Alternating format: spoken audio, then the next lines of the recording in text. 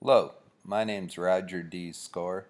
I'm president of the Arizona Alarm Dealers Association, and there's been a lot of controversy over removing the Board of Technical Registration licensing of alarm businesses. So I would like to expose exactly what it takes to get a Board of Technical Registration alarm business license. So if you have your pen ready, here you go. Your first requirement's the most important. You must have a pulse. Dead people cannot apply. Number 2, you must show that you're capable of reaching the age of 18 years of age. This is the second requirement.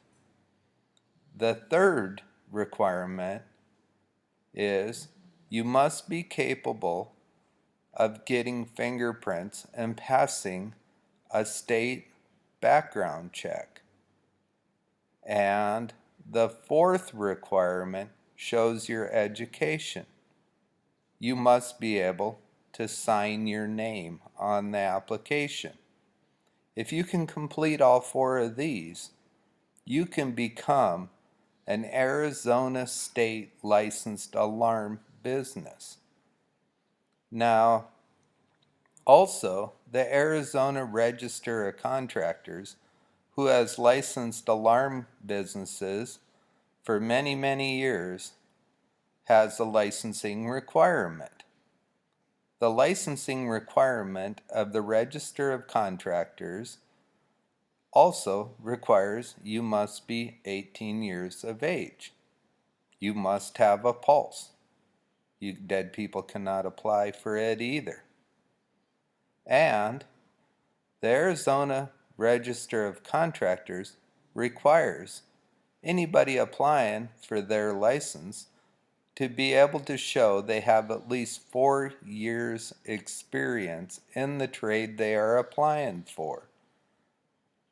And then that person must complete a written exam in reference to the trade they are applying for, a written exam in reference to running a business.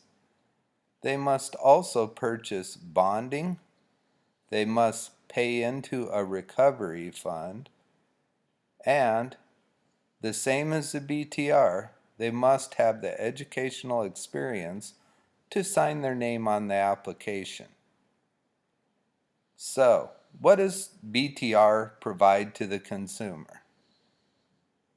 Well, it provides that the alarm business owner passed a background check. Other than that, the BTR does not provide any confidence to the customer that the alarm business owner even knows how an alarm operates. You don't have to know anything about alarms to get a BTR alarm business license.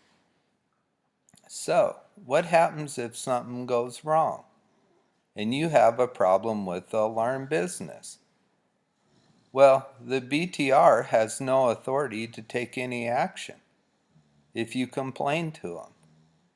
They could call the local police, I guess, or the local sheriff, but other than that, they have no authority to take any action against an alarm business licensed by them who does bad work.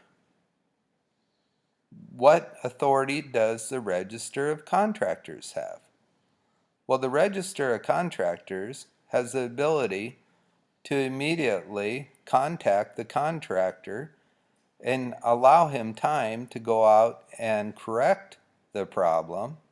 And if he does not, to the client's satisfaction, the ROC sends out an investigator to see what took place.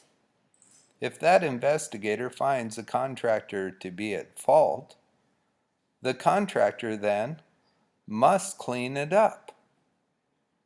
If the contractor vacates and does not complete the job, the register has the power to pull that contractor's license.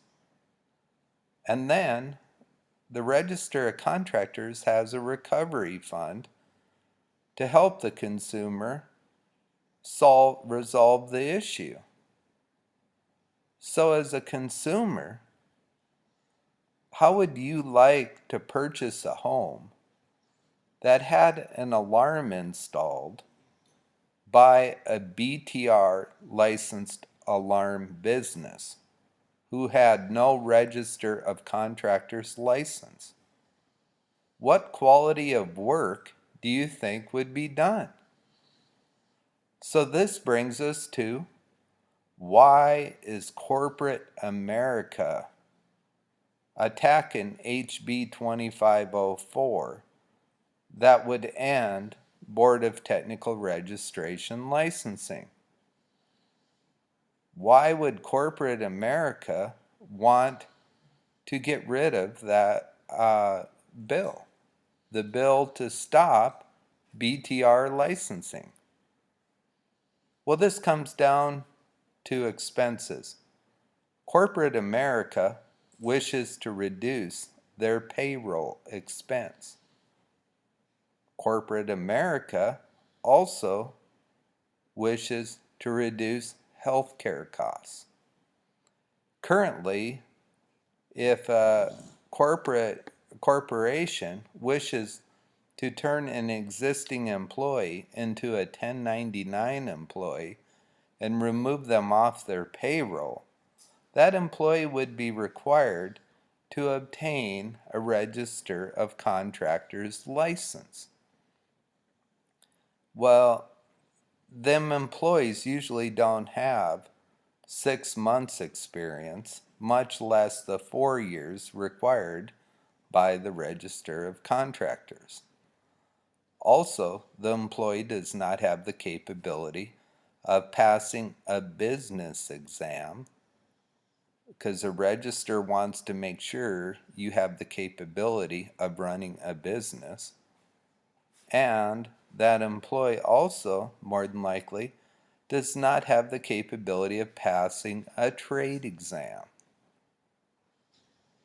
So this makes it too hard for corporate America to reduce employee cost by making their employees into subcontractors. If you contact most of corporate America, they do not come out to your house and sell you an alarm, install you an alarm. They have a subcontractor who comes out and sells you the alarm, installs your alarm, and then sells your monitoring contract back to corporate America. Corporate America usually solely buys the monitoring contract. This is to allow corporate America to avoid all these costs and also the liability for the work the subcontractor does. If the subcontractor makes a mistake or puts your alarm in wrong or your alarm fails to operate, corporate America can then blame the subcontractor. This reduces insurance and liability upon corporate America.